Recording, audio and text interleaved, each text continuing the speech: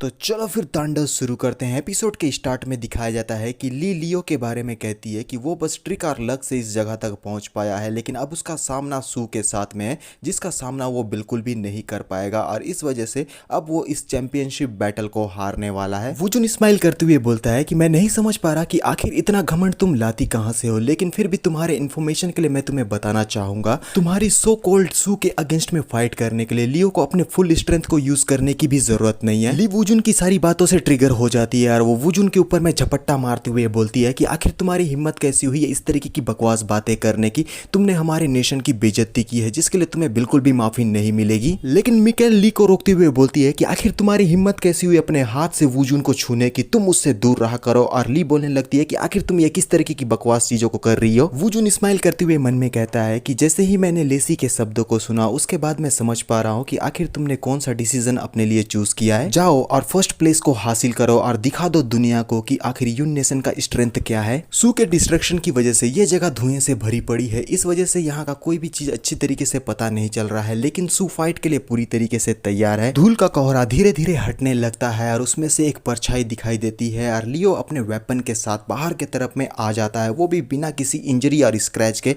जिससे सही सलामत देखकर सू काफी ज्यादा आश्चर्यचकित होकर बोलने लगती है कि उसने दोबारा से अपने आप को रिकवर कर लिया है। उसे डिफीट करने का बस मेरे पास एक ही रास्ता है कि अपने फुल स्ट्रेंथ के साथ में एक ही ब्लो में उसका काम तमाम कर देना होगा और उसका मैजिक आर्मर अभी 80% तक इंक्रीज हो चुका है। अपने प्लान को अंजाम देने के लिए सू और ज्यादा पावर्ड अप करने लगती है और उसके बॉडी से काफी ज्यादा रेड डार्क एनर्जी बाहर रिलीज हो रही है और ये सारी चीजों को लियो बाजू की तरफ से देखने लगता है और सू से पूछता है क्या तुम अपने आप को पूरी तरीके से डिमोनिक आर्मर में ट्रांसफॉर्म कर रही हो। लेकिन मैं तुम्हें याद दिलाना चाहता हूँ कि जब तुमने अपने डिमोनिक आर्मर को 50% तक एक्टिवेट कर लिया था तभी तुम्हारा कंट्रोल अपने आप से खोना शुरू हो गया था। सू लियो के बातों को इग्नोर करते हुए बोलने लगती है तो अब तुम यहाँ पर क्या करने वाले हो। और एक नोटिफिकेशन दिखाया जाता है कि continue to transform into magic armour और कहती है कि अगर मैं कंप्लीटली अपने माइंड को खो भी दूं तो मुझे बिल्कुल भी फर्क नहीं पड़ता, मुझे बस जीतने से मतलब है और मैं हार तो बिल्कुल भी नहीं सकती। लियो कहता है कि तुम्हारा डिटर्मिनेशन काफी ज्यादा स्ट्रांग है, लेकिन स्ट्रांग बनने के लिए डार्कनेस में चले जाना ये बिल्कुल भी अच्छी बात नहीं है। लेकिन सू लियो की बातों पर ध्यान नहीं देती यार, वो अपने ट्रांसफॉर्मेशन को कंटिन्यू रखती है जिसकी वजह से उसके बॉडी से काफी भारी मात्रा में रेड डार्क एनर्जी बाहर रिलीज हो रही होती है। डिमोनिक आर्मर ट्रांसफॉर्मेशन की वजह से सू का फेस पूरी तरीके से चेंज हो जाता है और वो बोलती है कि मुझे रोकने वाला कोई भी नहीं है, मैं दोबारा से डीमन रेस के उस पीक पर पहुंचकर दिखाऊंगी। सू का मैजिक आर्मर 99% एक्टिवेट हो चुका है, बस 1% की कमी है और उसके बाद वो पूरी तरीके से एक डिमोनिक आर्मर में ट्रांसफॉर्म हो जाएगी। लेकिन अभी भी इसका जो लुक है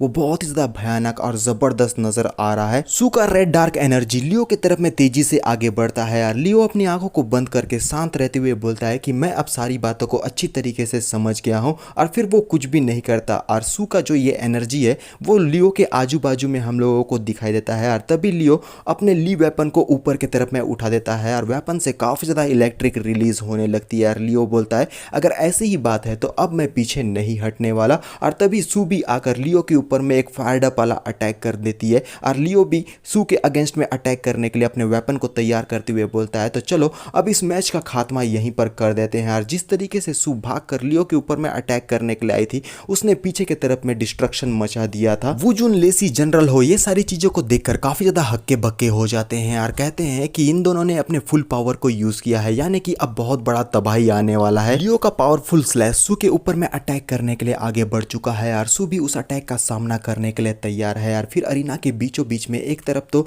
ब्लू व्हाइट कलर की एनर्जी और दूसरे तरफ में रेड डार्क एनर्जी का क्लैश दिखाया जाता है जो दिखने में बहुत ही ज्यादा खूबसूरत है। लेकिन कुछ ही पल में ये खूबसूरत सा नजारा एक खौफनाक मंजर में बदल जाता है क्योंकि इन दोनों की क्लैश की वजह से अब स्टेडियम पूरी तरीके से डिस्ट्रॉय होना शुरू हो चुका है। लेकिन लियो सू को ओवर पावर कर देता है क्योंकि हर तरफ हम लोगों को ब्लू व्हाइट एनर्जी ही नजर आ रही है और ऑडियंस ये सारी चीजों को देखकर काफी ज्यादा हक्की बक्की हो जाती है। बेचारों का मुंह खुला का खुला ही रह जाता है, मुंह को बंद कर लो वरना मक्खी घुस जाएगी। सू का आर्मर पूरा डिस्ट्रॉय हो जाता है और वो अपनी बड़ी बड़ी आंखों से सामने की तरफ में देखते हुए मन में बोलती है कि अचानक से मेरा सेंस वापस आ गया, मैं सबसे यंगेस्ट और स्ट्रॉन्गेस्ट डीमन थी, मैंने अपने फुल पावर से डीमन आर्मर ट्रांसफॉर्मेशन को यूज किया, लेकिन इस बंदे ने बड़ी ही आसानी से मेरे इस पावरफुल डिमोनिक आर्मर को एक ही अटैक से पूरा डिस्ट्रॉय कर दिया। सू धीरे धीरे करके अपनी आंखों को बंद करने लगती है, लेकिन लियो का अटैक इतना ज्यादा पावरफुल था कि सू के कपड़े का एक चिथड़ा भी नहीं बचता। बेचारी का जो आर्मर टूटा हुआ था वही उसके इज्जत को बचा रहा है। अगर थोड़ा सा आर्मर का टुकड़ा इधर उधर हो जाएगा तो बहुत सारी चीजें रिवील हो जाएगी। और अपने मन में सू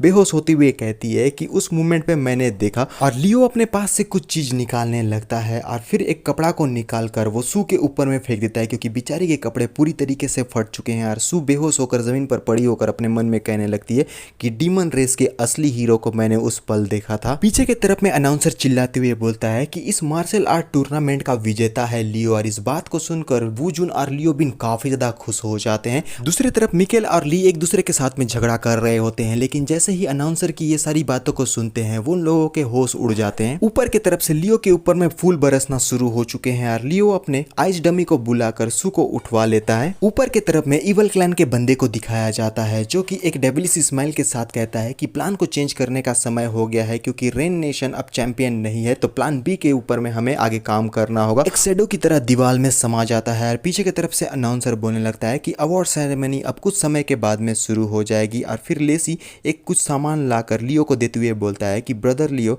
क्या आप तैयार हैं? और बॉक्स के अंदर में एक मेडल टाइप का कुछ रिबन लगा होता है और उसे देते हुए लेसी बोलता है कि सिस्टर नाना आपका इंतजार कर रही है। अब सीन एक बहुत ही खूबसूरत जगह का दिखाया जाता है, जहां पर झूले पर बैठकर नाना हमें दिखाई देती है और लियो उसके पास में आ जाता है। और तभी पीछे की तरफ से नाना बोलने लगती है कि ज़ियाओ फैंग, आखिर तुम इस मैच को जीत ही गए। सीन दोबारा से किसी और ही जगह का दिखाया जाता है, जहां आसमान में ड्रोन उड़ रहे होते हैं और नीचे की तरफ से लियो ये सारी चीजों को देखने लगता है। उसके आजू बाजू में काफी ज्यादा लोग भी मौजूद है। लोगों को किसी बात की कोई चिंता नहीं है, बेचारे लोग अपने में ही खुश नजर आते हैं। और ये सारी जगहों को देखते हुए लियो बोलता है कि ये तो क्यूपामा का होली नेशन है। लियो की नजरें साइड की तरफ में जाती है, वहां पर वैन हुआ उसे जिंदा मिलता है, जिसे देखकर वो काफी ज्यादा कंफ्यूज हो जाता है। वैन लियो की ह्यूमन फॉर्म से बोलने लगता है कि ब्रदर, इक्विपमेंट को पहुंचा दिया गया है, तो हम जाकर उसे चेक कर सकते हैं। और लियो बोलने लगता है कि हमें जाने की जरूरत नहीं है, तुम आज घर पर ही रहोगे। और वैन बोलने लगता है कि आखिर ये सब कुछ बोलने का मतलब क्या है? और लियो बोलने लगता है कि आज तुम्हारे बेटे का बर्थडे है, तो तुम्हें किसी बात की चिंता करने की जरूरत नहीं है, मैं अकेले ही उस डीमन केव में चला जाऊंगा और मैं ही काफी हूँ। और ये एक प्रकार का इमेजिनरी वर्ल्ड है जो कि मैजिक से क्रिएट किया गया है। लियो इन सारी चीजों को देखकर काफी ज्यादा आश्चर्यचकित होकर बोलता है कि ये तो 6 साल बाद का फ्यूचर है। अब ये काल्पनिक दुनिया एक डरावने से मंजर में बदल जाता है, जिसे देखकर लियो काफी ज्यादा हैरान हो जाता है। और आसपास की चीजों में पूरी तरीके से डिस्ट्रक्शन मचा हुआ है,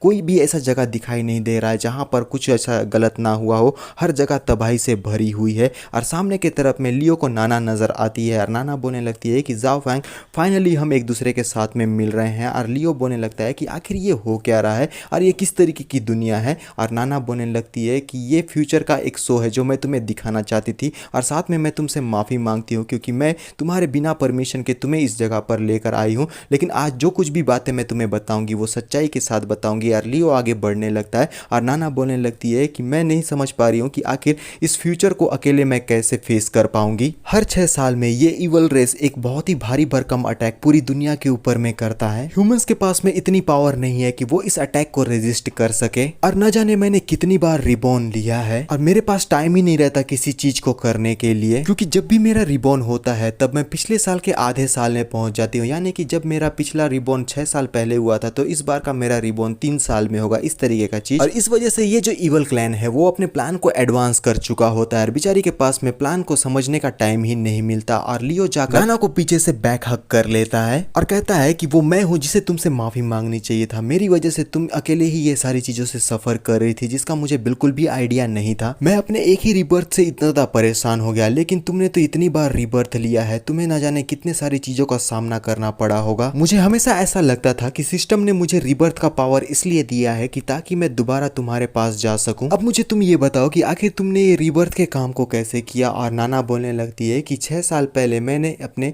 मौत को एक्सपीरियंस किया था फर्स्ट टाइम, तब मेरे फोरसाइट का पावर रिबर्थ में कन्वर्ट हो गया, लेकिन इसका कुछ लिमिटेशन है, मैं सिर्फ हाफ ईयर पहले ही जा सकती हूँ और इस वजह से किसी भी चीज को चेंज नहीं कर पाती और मेरा रिबर्थ लगभग 500 बार हो चुका है। नाना एक केव की तरफ आगे बढ़ते हुए बोलती है कि मुझे हर हालत में इस मेथड के ऑर्डर को ब्रेक करना था, इसलिए मुझे उस डीमन टेरिटरी में एंट्री करना ही पड़ा। केव के अंदर में नाना का एक इमेजिनरी रूप दिखाई देता है और नाना बोलने लगती है कि उस टाइम तक डीमन रेस का हर एक बंदा लगभग वाइप्ड आउट हो चुका था और जो बचे हुए थे उन लोगों को इवल रेस के लोगों ने अपना गुलाम बना के रख लिया था। और तब मैं एक स्ट्रेंज डीमन से मिली जो बहुत ज्यादा अलग था और एक डीमन हम लोगों को जंजीरों में जकड़ा हुआ दिखाई देता है और ये है गैन लियो, जो कि इंजरी के साथ कहने लगता है क्या तुम मुझे जान से मार सकते हो। नाना कहती है कि इसके जितने भी रिलेटिव और फैमिली मेंबर्स थे उन सबको जान से मार दिया गया, लेकिन ये नहीं मरता। यहाँ तक कि इवल रेस ने भी इसे जान से मारने की कोशिश की, वो लोग भी नाकामयाब रहे। लेकिन उसने मुझे बताया था कि ये बंदा दिन ब दिन और ज्यादा पावरफुल बनता जा रहा था, लेकिन ये सारी चीजें काफी ज्यादा पेनफुल रही।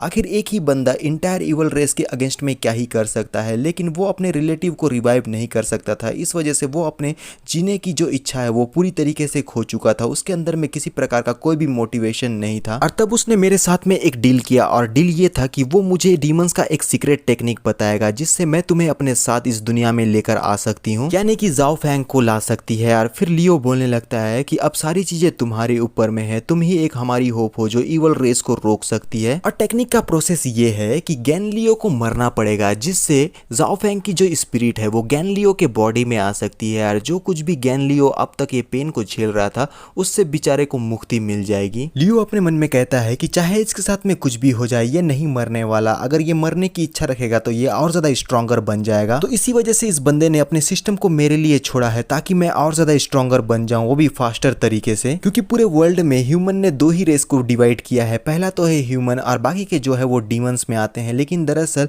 यहाँ पर 4 प्रकार के रेसेस होते हैं। पहला होता है ह्यूमन, दूसरा होता है ईवल, तीसरा होता है स्पिरिट और चौथा होता है डीमन। नाना कहती है इसी वजह से हमें दूसरे रेसेस के साथ में कॉपरेशन करना होगा ताकि हम उस इवल रेस को रोक सके, क्योंकि उसके इंटेंशन वर्ल्ड के लिए बिल्कुल भी ठीक नहीं है। मेरे प्रीवियस के लाइफ में ये लोग फर्स्ट प्लेस पर आ गए थे और सेकंड एरिया को कंट्रोल करने लगे, और धीरे धीरे करके हाई लेवल के जितने भी डीमंस थे उन लोगों को अपने कंट्रोल में ले लिया। हम किसी भी हालत में सेकंड एरिया के की को इनके हाथों में लगने नहीं दे सकते। और लियो बोलता है कि इस बार मैं फर्स्ट प्लेस पर आया हूँ और इस वजह से उनका फर्स्ट स्टेप जो है वो सक्सेसफुली हमने ब्लॉक कर लिया है। नाना कहती है कि तुम जितना ये सोच रहे हो उतना ज्यादा सिंपल नहीं है, यहाँ पर डीमंस के बीच में एक एजेंट उनके लिए काम कर रहा होगा और वो लोग किसी ना किसी तरीके से स्टेडियम के अंदर घुसपैठ करने का तरीका तो ढूंढ ही लेंगे। और उन लोगों ने जैसे ही मेरे बारे में पता कर लिया तब उन लोगों ने अपने स्टेप्स को भी चेंज कर दिया। मैं इस बात को तो नहीं जानती कि वो लोग अपने एम को पूरा करने के लिए किस हद तक गुजर सकते हैं, लेकिन इस बात को अच्छी तरीके से जानती हूँ कि वो हर हालत में सेकंड एरिया को अपने कंट्रोल में लेना चाहते हैं और सेकंड एरिया के की को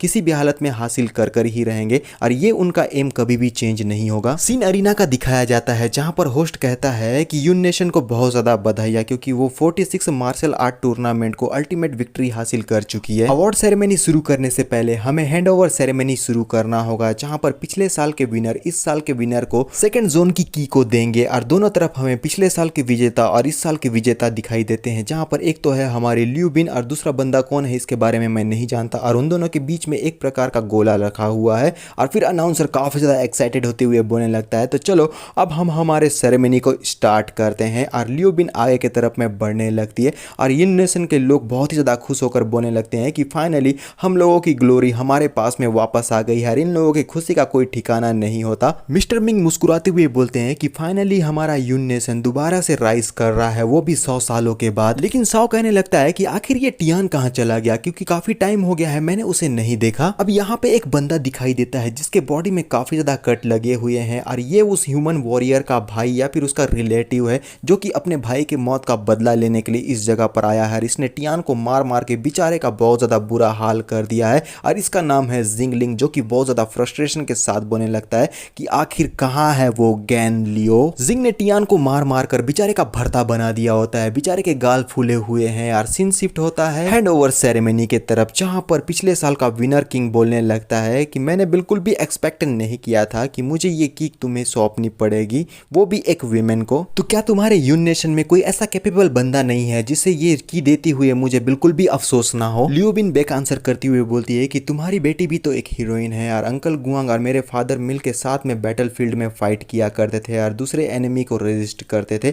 मुझे ऐसा नहीं लगा था कि आप जेंडर के बेस पर लोगों को जज करते हैं। इस बात का इस बंदे के पास में कोई भी जवाब नहीं होता, और वो बोलता है कि ठीक है तुम्हें इसकी को संभाल कर रखना होगा, चाहे तुम्हें इसके लिए अपनी जान ही क्यों ना देनी पड़े, तुम इसे बिल्कुल भी नहीं खो सकती। और दोनों ही उस गोले के ऊपर में अपने हाथ को रख देते हैं, और इन दोनों का की जो है वो चेंज होना शुरू हो जाता है। अब की यहाँ पर लियो बिन के ऊपर में आ चुका है। लियो बिन उस की को देखते हुए बोलने लगती है कि आपका बहुत बहुत शुक्रिया, और जो रिमाइंडर आपने मुझे दिया है अंकल गुआंग, मैं उसे बिल्कुल भी नहीं भूलूंगी। मैं इस की को हर हालत में अपनी जान देकर भी प्रोटेक्ट करूंगी। होस्ट खुश होते हुए बोलता है कि की हैंड ओवर सेरेमनी कंप्लीटली खत्म होता है, तो अब हम अपने अवार्ड सेरेमनी की तरफ बढ़ते हैं। इससे पहले कि वो कुछ और बोल पाता, बेचारे के छाती के ऊपर में किसी ने अटैक कर दिया है। ये बंदा सबसे ज्यादा खुश और एक्साइटेड होकर ये सारी चीजों को बोल रहा था, लेकिन इसका खात्मा सबसे पहले ही हो गया है। होस्ट के ऊपर में अटैक हुआ देखकर ये लोग काफी ज्यादा परेशान होकर बोलने लगते हैं कि आखिर कौन है जिसने इस तरीके की हिम्मत की है। और तभी ये होस्ट जमीन के तरफ में गिरने लगता है और उसके पीछे में इवल क्लैन का बंदा मौजूद है और वो बोलता है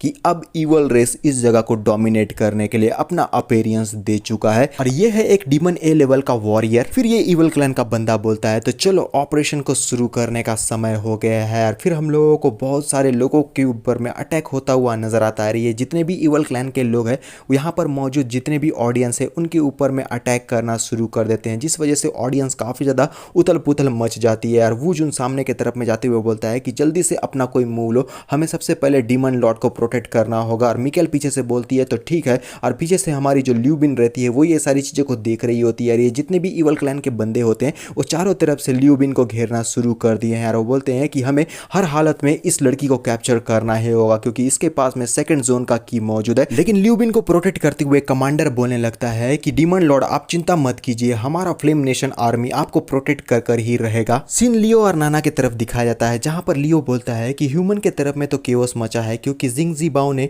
मिलिट्री के थ्रू अटैक लॉन्च किया था, यहां तक कि वैन हुआ इससे पहले कि वो कुछ और बोल पाता। नाना बोलने लगती है कि फर्स्ट टाइम जब मैं यहाँ पर आई थी तो मेरा जो बॉडी था वो बहुत ही ज्यादा वीक हो गया था। फिर हमें रिबर्थ का प्रोसेस दिखाया जाता है और नाना बोलने लगती है कि जब हम लोगों का रिबर्थ हो रहा था उस वक्त मैं अपने फुल पावर पे नहीं थी और इस वजह से मैं जिंग ज़िबाओ को रोकने में कामयाब नहीं हो पाई। नाना साइड की तरफ में लियो को देखकर रोने लगती है और पीछे से वैन बोलने लगता है कि कैप्टन अभी तक नहीं उठे हैं, आखिर वो कब उठेंगे। और नाना बोलने लगती है कि वैन हुआ जितने भी जाओ फैंग के क्लोजेट कॉमरेड्स हैं उन सबको बुला कर लाओ। फिर वो लियो को बताती है कि लास्ट लाइफ में उन लोगों ने एंगेजमेंट बैरिकेड के ऊपर में अटैक किया था लेकिन उस वक्त तुमने उसे सक्सेसफुली स्टॉप कर लिया, लेकिन तुम इस वक्त नहीं जागे थे, इस वजह से वो जो एक्शन था वो होकर ही रहना था। इसीलिए मैंने अपने पावर को यूज करते हुए तुम्हारे जितने भी ये क्लोज कॉमरेड और ट्रस्टेड कॉमरेड्स थे उन लोगों का एक पपेट क्रिएट किया। साफ सीधा मतलब ये बनता है कि जो कुछ भी अब तक हुआ है ये सारी चीजें वो यहाँ पर उन पपेट्स के साथ पे हुआ है और जितने भी ये ओरिजिनल लोग हैं वो पूरी तरीके से सेफ हैं और तुम्हारे जितने भी ये साथी थे वो लोग अपनी जिंदगी को दांव पर लगाकर तुम्हें और मुझे प्रोटेक्ट कर रहे थे। जिंग ज़िबाओ के आर्मी का टारगेट यून नेशन रहा है जो कि गैन लियो का कंट्री है, इसीलिए मैंने तुम्हारे वेपन को पीछे छोड़ दिया ताकि जिंग ज़िबाओ आकर उस वेपन को अपने साथ में यून नेशन की तरफ में ले जाए। और मैं इस बात को अच्छी तरीके से जानती थी, जैसे ही तुम्हारा वेपन तुम्हें महसूस कर लेगा वो तुम्हारे पास में आ जाएगा और इस बात पे भी मुझे यकीन था कि तुम अपने वेपन को वापस अपने पास में ले लोगे। और किस्मत से जैसा मैंने सोचा था वो सारी चीजें ऐसे ही हुई है। वैन हुआ कि ठीक होने वाली बात को सुनकर लियो बहुत ज्यादा खुश होकर बोलता है तो तुम्हारे कहने का मतलब यह है कि वैन हुआ और बाकी के जितने भी मेरे साथी है वो सारे के सारे जिंदा हैं। तभी लियो का फेशियल एक्सप्रेशन चेंज हो जाता है और वो नाना को देखते हुए बोलने लगता है कि आखिर तुम्हारे बारे में क्या, तुम्हारा बॉडी का क्या होगा, क्योंकि रेप्लिकेशन एबिलिटी बहुत ज्यादा मेंटल पावर को कंज्यूम करता है यार, तुमने इतनी बार रेप्लिकेशन यूज किया है तो तुम्हारी हालत तो बहुत ज्यादा खराब हो चुकी होगी। नाना मुस्कुराते हुए बोलती है कि तुम्हें इन सारी चीजों की चिंता करने की जरूरत है, हम लोग सेफली कैपिटल में वापस चले जाएंगे। लियो नाना को देखने लगता है और नाना बताती है कि जब मैं रेप्लिकेट करते हुए रीमन गर्ल में ट्रांसफॉर्म हुई थी तब मेरा काफी हद तक पावर रिकवर हो गया था। ओरिजिनली मेरा प्लान बस इतना ही था कि मुझे हर हालत में जिंग टियान को अपने हाथों से ही डिफीट करना था क्योंकि वो इवल रेस का एक सीक्रेट एक्शन ले सकता था। लेकिन उस बीच में मैंने तुम्हें ढूंढ लिया जो कि कंपटीशन में पार्टिसिपेट करने के लिए आया था, लेकिन पता नहीं कि उन लोगों का ओरिजिनल प्लान किसी रीजन की वजह से चेंज हो गया। इस वजह से मुझे भी अपने आप को तुम्हारे ऊपर में निर्भर करना पड़ा। मैंने किसी तरीके से जिंग टियान को तो डिफीट कर दिया लेकिन उसे डिफीट करने के लिए मैंने अपना इतना ज्यादा पावर यूज कर दिया था जिस वजह से मेरा रेप्लिकेटेड बॉडी डिसअपेयर होना शुरू हो गया, जिस वजह से मैं उनके एक्सपेरिमेंट वाली जगह का पता नहीं लगा पाई और मेरे पास उनका बस थोड़ा बहुत ही इन्फॉर्मेशन है। ये रिबर्थ प्रोसेस काफी दूर तक चला गया जिस वजह से मेरा रिबर्थ एबिलिटी अब फेल्ड हो चुका है, जिसका मतलब है कि ये हमारे लिए लास्ट चांस है और इसके बाद हमें कोई भी चांस नहीं मिलेगा। और लियो कहता है कि अब तुम्हें चिंता करने की कोई भी जरूरत नहीं है, सारी चीजों को मेरे ऊपर में छोड़ दो, मैं यहाँ पर उस इवल रेस को तो आगे बढ़ने नहीं दूंगा और ना ही उन्हें सेकंड जोन का की हासिल करने दूंगा। मैं जाओ फैंग यानी कि गैन लियो उस इवल रेस के जितने भी लोग हैं उन सबको अकेले ही संभाल लूंगा। अब इमेजिनरी वर्ल्ड धीरे धीरे ब्रेक होने लगता है जिसे देखकर लियो बोलता है कि आखिर अब ये क्या हो रहा है। नाना बोलने लगती है कि काफी टाइम हो गया है तुम्हारे साथ ऐसे चलते हुए, मैं जिंदगी भर तुम्हारे साथ ऐसे ही चलना चाहती हूँ। ये बड़े ही दुख की बात है कि मेरा ये इल्यूजनरी वर्ल्ड ज्यादा समय तक नहीं टिक पाएगा, अब वो ब्रेक होना शुरू हो चुका है और ये दोनों एक दूसरे को हक कर देते हैं। और लियो बोलने लगता है कि जैसे ही मैं इवल रेस को डिफीट कर दूंगा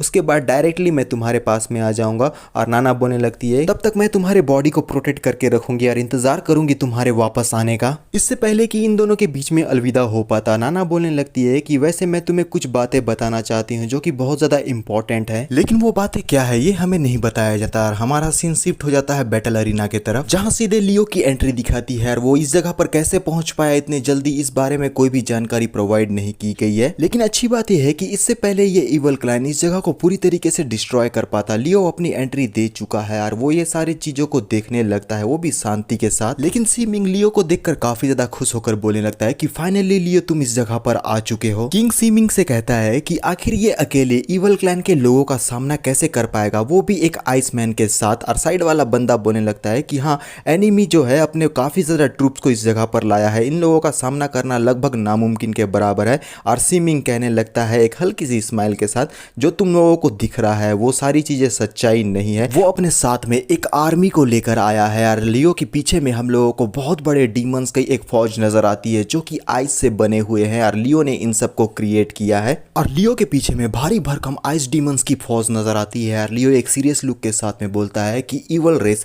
तुम लोगों का अब बहुत हो चुका है। और दिखाया जाता है एक तरफ तो है इवल क्लैन के लोग और दूसरी तरफ है हमारे लियो के आइस डीमंस। अब कुछ ही समय की बात है और ये अरीना एक बैटल फील्ड में चेंज हो जाएगा और तभी एक आइस डीमन आकर वुजुन को रिलीज करने लगता है और लियो को सामने में देखकर वुजुन काफी ज्यादा खुश हो जाता है और अपने आप को रिलीज होने के बाद वो मुस्कुराते हुए बोलता है कि फाइनली तुम्हें समय मिल गया इस जगह पर आने का। और पीछे की तरफ से कमांडर लियो बिन को बोलने लगता है कि मैं डीमन लॉर्ड को प्रोटेक्ट करता हूं क्योंकि हम लोगों के लिए अभी इंपॉर्टेंट यही है, तो अभी के लिए हम इस जगह पर से निकल जाते हैं। वुजुन स्माइल करते हुए बोलता है कि कमांडर तुमने बिल्कुल सही कहा, इस बैटलफील्ड को हमारे ऊपर में छोड़ दो और डीमन लॉर्ड को लेकर इस जगह पर से चले जाओ। अब रेन कंट्री का किंग कुआंग जो कि सू का फादर है, वो अपने साइड वाले बंदे से बोलता है कि आखिर तुम्हारी सिस्टर की कंडीशन कैसी है। और ये है सू का ब्रदर जिसका नाम है सान और ये एक एस लेवल डीमन है। और सान गुआंग से बोलता है कि वो अभी के लिए ठीक है, वो इतनी ज्यादा हर्ट नहीं हुई थी, वो बहुत जल्द जाग जाएगी। लेकिन इस छोटे से डीमन यानी कि लियो का लास्ट अटैक इतना ज्यादा पावरफुल था जिस वजह से वो अनकॉन्शियस हो गई है। और किंग गुआंग बोलता है ये काफी ज्यादा अनएक्सपेक्टेड रहा है, अब इंटायर डीमन रेस अब इसी बंदे के ऊपर में निर्भर करती है। किंग गुआंग ये सारी बातें लियो को देखते हुए बोल रहा होता है और कहता है कि 200 सालों से हम देखते आ रहे हैं, यून नेशन ही ऐसा कंट्री है जो कि फ्रंट लाइन में हमेशा से खड़ा होता है और इस बार भी यही हो रहा है कि फ्रंट लाइन में जाकर वो बैटलफील्ड को लीड कर रहा है। अब कैमरे का फोकस बैटलफील्ड की तरफ में आ चुका है जहां पर एक तरफ तो है इवल क्लैन और दूसरी तरफ है हमारे लियो के आइस डीमंस। और लियो के डीमंस बैटल करने के लिए पूरी तरीके से तैयार है और पीछे की तरफ से गुआंग बोलने लगता है कि दोबारा से डीमन रेस अब एक हो चुका है। इस बैटलफील्ड का पूरा घटनाक्रम लाइव दिखाया जा रहा है जो कि यून नेशन और बाकी के ये जितने भी नेशन है वो सारे लोग मिलकर देख रहे होते हैं। और जनरल हो देखते हुए बोलने लगते हैं कि शैडो लीजियन एक्सट्रीमली पावरफुल है और उनके पास में कई सारे सीक्रेट वेपन्स है और इवल रेस ने इस साल में जितने भी रेड्स किए हैं वो कभी भी फेल नहीं हुआ। लेकिन इसके बावजूद जनरल लियो सरप्राइज देने में कमी नहीं करते, लेकिन इस बार उनका जो अपोनेंट है वो हाई लेवल का एडवांस रैंक डीमन क्लैन का बंदा है और अभी के लिए जनरल लियो अनप्रोमोटेड A+ रैंक के डीमन है। इस वजह से मुझे थोड़ी बहुत चिंता हो रही है। और सीन बैटलफील्ड का दिखाया जाता है जहां पर इवल रेस के बंदे ने एक आइस डीमन के ऊपर में अटैक कर दिया होता है अपने लिचड़ वाले अटैक से, जिस वजह से इस आइस डीमन का हाथ पूरी तरीके से ब्रेक हो जाता है और साथ ही उसकी पूरी बॉडी को इस इवल क्लैन के बंदे ने डिस्ट्रॉय कर दिया है। अपने अटैक को कंटिन्यू रखते हुए इवल रेस के बंदे ने लियो के ऊपर में अपने लिचड़ अटैक को भेज दिया होता है और लियो बड़े ही शांति के साथ उसके अटैक को होता हुआ देखने लगता है। फिर हम देखते हैं कि चारों तरफ से ये लिचड़ वाला अटैक लियो को घेरना शुरू कर देता है और लियो बोल देता है कि तुम लोग काफी ज्यादा घमंडी हो और बातों को अच्छी तरह नहीं समझते। और फिर ये लिचड़ वाला अटैक एक भयानक से हाथ में बदल जाता है जो कि अब लियो को अपने अंदर में समाने वाला है और बिना देरी के वो अपनी मुट्ठी को बंद कर लेता है और लियो उस जगह पर कैद हो जाता है। फिर ये लिचड़ इवल रेस का बंदा अपना बॉडी को रिक्रिएट करते हुए बोलता है कि मैं यहाँ पर सबसे ज्यादा पावरफुल हूँ और मेरा रैंक है S10। और ये बंदा काफी ज्यादा खुश होने लगता है क्योंकि इसे लग रहा है लियो को इसने कैप्चर कर लिया है, जिस वजह से अब लियो किसी भी प्रकार का कोई भी मूवमेंट नहीं ले पाएगा। लेकिन हम गुआंग और सान को देख पाते हैं जो कि काफी ज्यादा परेशान दिखाई दे रहे हैं और गुआंग बोलने लगता है कि शैडो पावर को लेजेंडरी पावर के नाम से भी जाना जाता है। इसका अटैक पावर पावरफुल तो है ही, साथ में इसमें एलिमेंटल एट्रीब्यूट्स भी मौजूद है और साथ में हम लोगों को लियो जिस जगह पर कैप्चर हुआ है उस जगह पर काफी ज्यादा स्लैशेस नजर आते हैं जो कि इस इवल क्लैन के बंदे ने लियो के ऊपर में कर दिया है। गुआंग काफी ज्यादा परेशान होकर बोलता है कि शैडोज के ऊपर में फिजिकल अटैक काम नहीं करता। इवल क्लैन का बंदा काफी ज्यादा एक्साइटेड होकर लियो के ऊपर में कंटिन्यूअस अटैक करते हुए बोलता है क्या तुझे अब ये फील हो रहा है तू यहाँ पर बस मेरे हाथों से मार खाने के लाया है, तो इसलिए मैं तेरी इस इच्छा को जरूर पूरी करूंगा। लेकिन लियो कहाँ रुकने वाला है, वो भी अपने ली वेपन को उस इवल क्लैन के बंदे के ऊपर में अटैक करने के लिए भेज देता है यार। धीरे धीरे ये ली वेपन अपने आप को डिसमेंटल करने लगता है यार। कुछ ही टाइम के बाद वो अपने आप को एक मिसाइल के रूप में चेंज कर देता है जो कि सीधा उस इवल क्लैन के बंदे के ऊपर में अटैक करने के लिए आगे बढ़ रहा है। और बिना देरी के इस वेपन ने उस इवल क्लैन के बंदे के ऊपर में भारी भरकम अटैक कर दिया, जिसे देखकर ये इवल क्लैन का बंदा काफी ज्यादा आश्चर्यचकित और कंफ्यूजन से भर जाता है यार। तभी ये जमीन पर गिरता हुआ हमें दिखाई देता है, क्योंकि ली वेपन कोई मामूली सा वेपन नहीं है, ये बहुत ही हार्ड और बहुत ही खतरनाक वेपन है। लियो के वेपन ने इवल क्लैन के बंदे की बॉडी को छलनी छलनी कर दिया होता है और अपने आप को इतना ज्यादा इंजर्ड देखकर इवल क्लैन का बंदा काफी ज्यादा हक्का बक्का होकर बोलने लगता है कि आखिर ये हो क्या रहा है, क्या सचमुच में तुम्हारा अटैक मेरे ऊपर में काम कर रहा है, आखिर ये कैसे हो सकता है, ये तो नामुमकिन है। फिर लियो उस कैद से बाहर निकल जाता है यार। जैसे ही लियो को वो सही सलामत देखता है, वो बंदा काफी ज्यादा आश्चर्यचकित होकर कहने लगता है कि तुम्हारा हेल्थ फुल स्ट्रेट पे मौजूद है,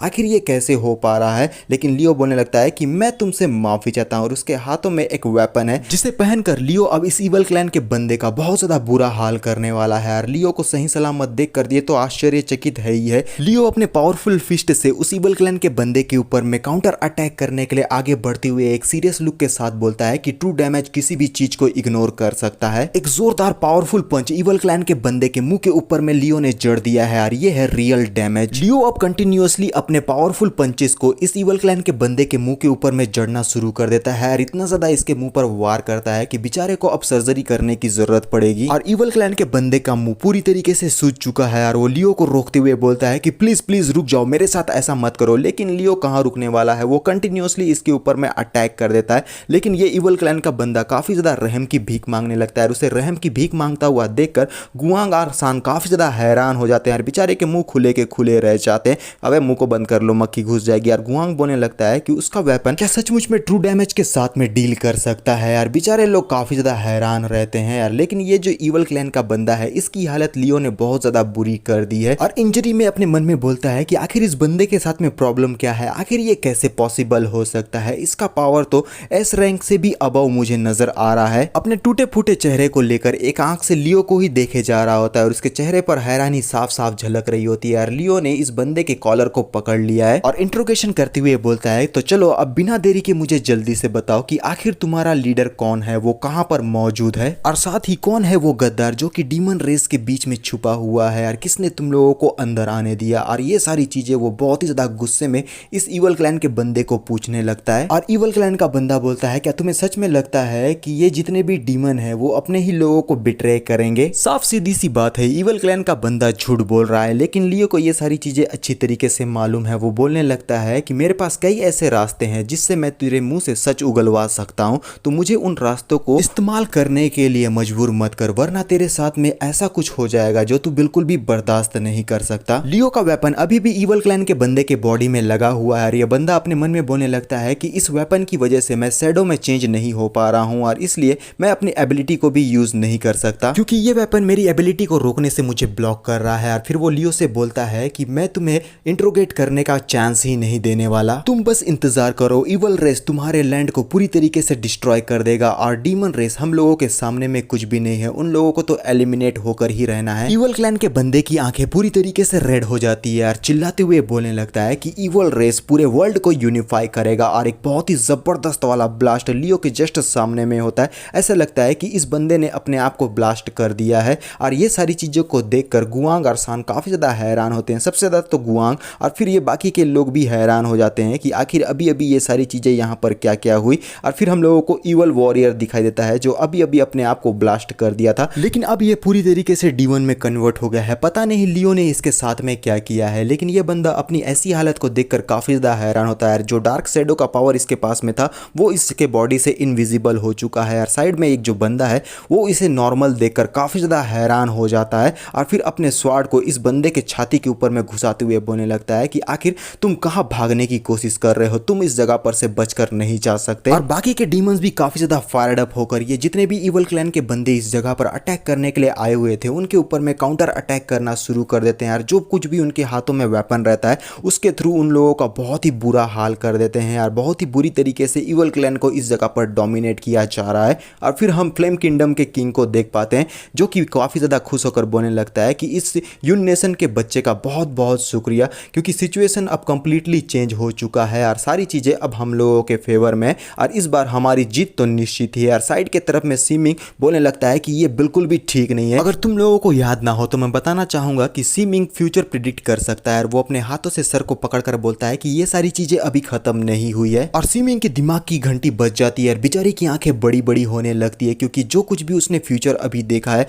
वो उसके लिए काफी ज्यादा अनएक्सपेक्टेड था। और पीछे की तरफ से फ्लेम किंगडम का किंग बोलने लगता है कि थर्ड ब्रदर आखिर तुमने अभी अभी क्या देखा। सीमिंग गुस्से और फ्रस्ट्रेशन के साथ साइड में मुड़ते हुए बोलता है कि ये बिल्कुल भी ठीक नहीं है, मैं उसे रोकने में लेट हो गया। वो गद्दार जिसने पूरे डीमन रेस को बिट्रे किया है, मुझे उसके बारे में पता चल गया। और इस सस्पेंस के साथ कि आखिर कौन है वो गद्दार जिसने पूरे डीमन रेस को बिट्रे किया है, हमारा ये पार्ट यहीं पर खत्म हो जाता है। तो अभी के लिए बस इतना ही, मिलते हैं नेक्स्ट पार्ट में जो कि बहुत जल्द आएगा।